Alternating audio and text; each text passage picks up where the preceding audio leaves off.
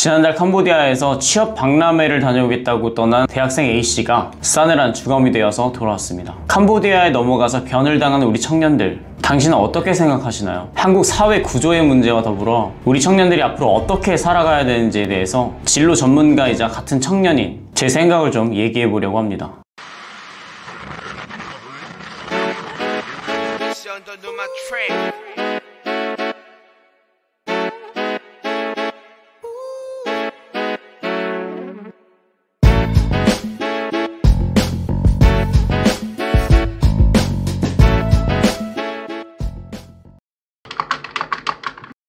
최근 몇 년간 한국 청년들이 캄보디아, 베트남, 라오스 등 동남아 지역으로 향하는 사례가 늘고 있습니다. 이 나라들 모두 한국보다 소득이 낮은 나라인데 그런 곳으로 우리 젊은 세대가 자발적으로 가서 변을 당하니까 사회적으로 큰 화제가 될 수밖에 없습니다. 하지만 제가 생각할 때 이유는 명확합니다. 한국 사회에서 기회의 사다리가 이미 무너져 버렸기 때문이죠. 취업문은 좁은데 임금 상승률은 거지 같고 서울의 월세는 청년의 월급을 앞서가고 있습니다. 그렇기 때문에 답이 없는 이 한국 사회에서 이미 커다란 결핍을 가지고 있는 우리 청년들은 고소득 미끼를 덥석 물고 캄보디아라는 듣도 보도 못한 나라에 가서 결국 싸늘한 주검이 되어 돌아오는 현상이 일어난 것이죠. 이런 현상은 우리나라 청년들의 다양한 사회심리적 문제를 반영하고 있고 우리나라 사회구조와 취업, 청년들의 여러가지 변수들의 결과치라고 보여지네요.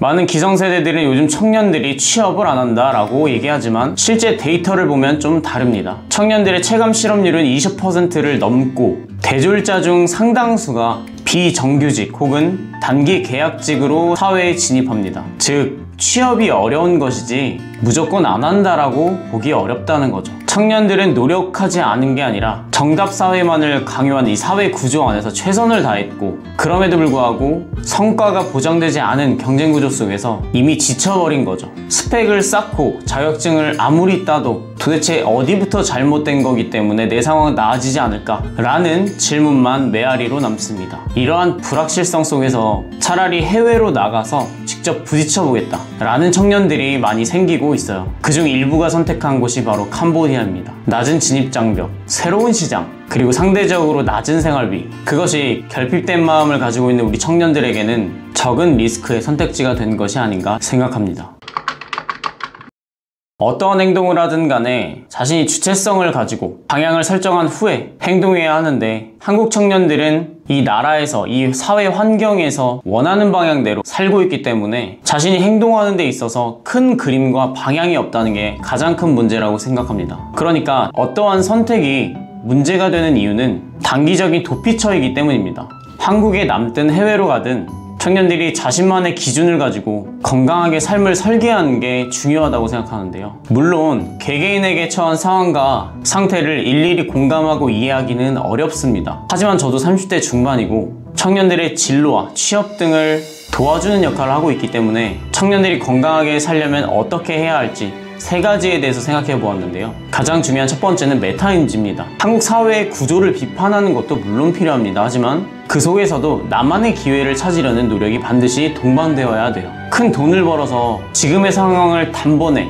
역전하려는 그 마음가짐이 더 큰 화를 불러일으키고 있습니다. 무조건 시작은 정직하게, 그리고 그 안에서 다른 기회들을 찾으려고 하셔야 됩니다. 요즘 사실 자전거로 배달만 해도 월 300~400만 원의 수익은 올릴 수 있습니다. 제가 해봐서 알고요. 그렇게 내가 현재 상태에서 최선을 다해서 벌고 현재 상태를 단계별로 어떻게 하면 회복할 수 있는지에 대한 계획을 세우고 조금씩 그 기회의 폭을 넓혀 나가야지 쉽게 얻으려는 한탕주의적인 생각을 해서는 안 됩니다. 열심히 하다 보면 그 안에서 한탕이 될 수는 있지만 애초에 한탕을 하려고 시작을 하면 안 된다는 뜻입니다. 두 번째로 얘기하고 싶은 것은 정신적인 회복력인데요. 이 불안정한 시대의 가장 큰 자산은 바로 정신과 육체적인 건강입니다. 규칙적인 루틴, 운동, 독서, 인간관계, 이 모든 것이 경제력보다 우선시되어야 되는 거고요. 규칙을 정해서 바쁘게 살고 그 안에 나의 목표와 방향성이 명확하다면 내가 어디로 가고 있는지, 또 이 힘든 걸 왜 해야 되고 지속해야 되는지에 대해서 명확한 답이 나와 있기 때문에 그 과정에서 겪는 회의감이나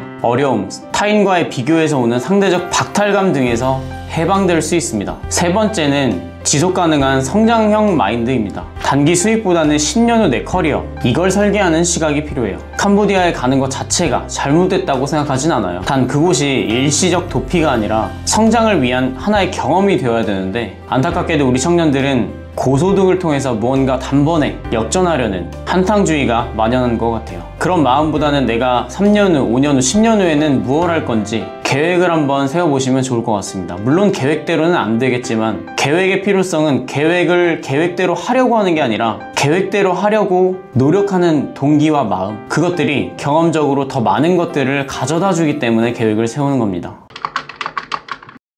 결국 중요한 건 나의 방향성이에요. 지금의 불안정한 시대에는 누구도 답을 줄 수 없어요. 아니, 답이 없습니다. 하지만 전문가의 조언과 현실 분석을 통해서 새로운 돌파구에 대해서 고민하는 것은 가능한 이야기입니다. 자신의 전공과 강점을 살려서 국내외 시장의 흐름을 파악해가지고 실제 커리어 플랜을 세운다면 지금보다 훨씬 나아질 거라고 장담합니다. 단순히 한국은 답이 없으니까 떠나버리자가 아니라 난 어떤 환경에서 성장할 수 있는가 라는 질문을 스스로에게 던져봐야 됩니다. 취업시장은 냉정하지만 그 속에서도 새로운 산업, 디지털 직무, 의료, 공공안전 분야 등 청년에게 열린 기회는 여전히 존재하니까요. 캄보디아로 향하는 청년들의 발걸음은 도피가 아니라 현실이 만들어낸 생존 전략이라고 생각합니다. 그들을 비판하기보다 왜 그런 선택을 할 수밖에 없었는가에 대해서 이해를 하는 게 더 필요할 것 같아요. 그리고 우리 모두에게 필요한 것은 더 나은 환경, 즉 국가와 제도를 우리가 바꿀 수 없기 때문에 탓을 하는 시간을 줄여서 내 주변에 가까운 사람들을 선택하고 내가 나아가야 될 방향과 연관된 일을 선택하고 그와 관련된 관심사에 대해서 지속적으로 탐구하는 그런 나만의 환경을 스스로 만들어 나가야 됩니다. 앙드레지드가 인간은 아는 만큼 행동한다고 했습니다. 지금의 불안과 혼란 속에서도 분명히 새로운 길은 존재하니까요. 취업이나 진로, 국가 자격증 취득 혹은 대학 편입과 관련해서 조언이 필요하시다면 언제든 고정 댓글 참고하시고요. 앞으로 우리 청년, 중년, 장년층까지 진로와 취업에 관련해서 좋은 컨텐츠 많이 올리도록 할 테니까 구독과 좋아요 부탁드리도록 하겠습니다. 오늘 영상 여기까지 하겠습니다. 감사합니다.